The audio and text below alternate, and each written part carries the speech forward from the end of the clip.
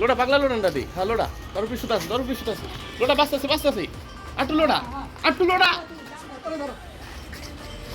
লোডা লাটু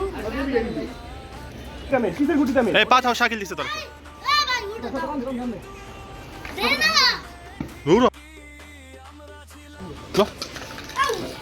তোর ভিডিও में सेक्शन আসি করে দেখা তনাসিব